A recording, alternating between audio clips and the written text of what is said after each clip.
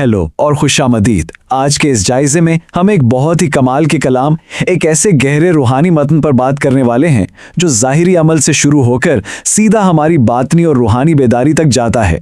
हम देखेंगे कि कैसे चंद अल्फाज इल्म, खिदमत और रूहानियत को एक शानदार लड़ी में पिरो देते हैं। तो चलें बिना किसी देरी के इस दिलचस्प सफ़र का आगाज़ करते हैं। चलें सीधा इस कलाम के आगाज़ पर आते हैं। ज़रा इस ताकतवर इब्तदाई इबारत पर गौर करें। यहाँ बात हो रही है इल्म की, जिसे एक ख़त्मी रोशनी, एक चिराग के तौर पर पेश किया गया है। मतलब इल्म महज कुछ इन्फॉर्मेशन या मालूमात जमा करने का नाम नहीं है। ये वो रोशनी है जो जहालत के अंधेरों का सीना चाक कर देती है। और फिर कलम को वो ज़बरदस्त टूल या ज़रिया बताया गया है जो पूरी की पूरी नस्लों की तकदीर बदलने की ताकत रखता है।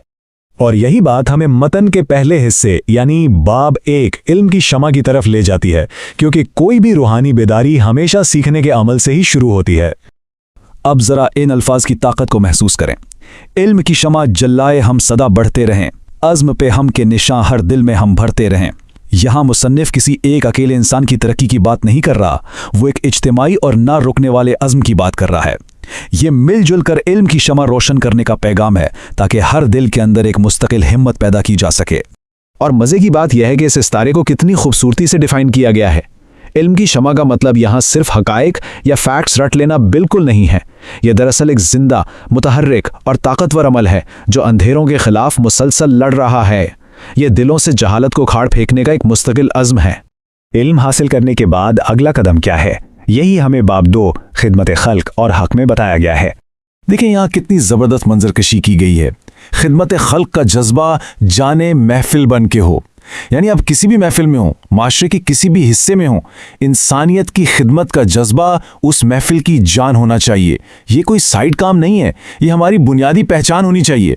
तो यहाँ एक बहुत ही गहरा लफ्ज़ इस्तेमाल हुआ है, खाके राहे यार। इसका असल मतलब क्या है?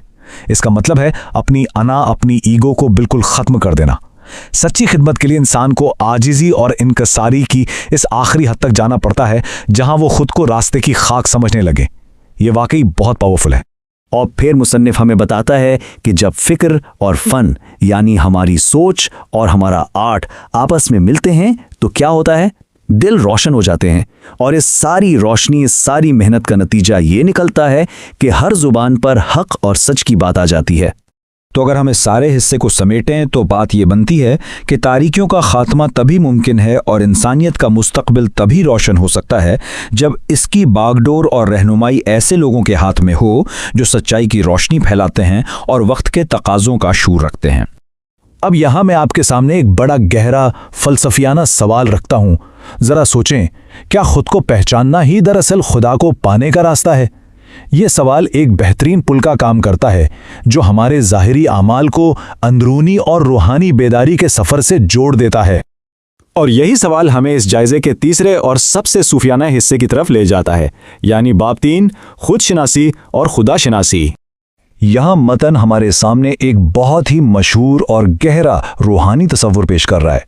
जिसने खुद को पा लिया उसने खुदा को पा लिया, यानी अपनी पहचान को बराह रास्त खुदा की पहचान के बराबर रख दिया गया है।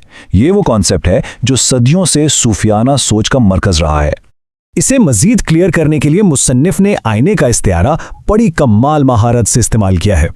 अब एक आईना तभी अक्स दिखाता है जब वो बिल्कुल साफ हो। बिल्कुल उसी तरह जब एक इंसान खुद शनासी के जरिए अपने दिल को पाक कर लेता है तो वो दिल एक आईने की तरह हमारे अंदर मौजूद उलूही सच्चाई को मुनकिस करने लगता है।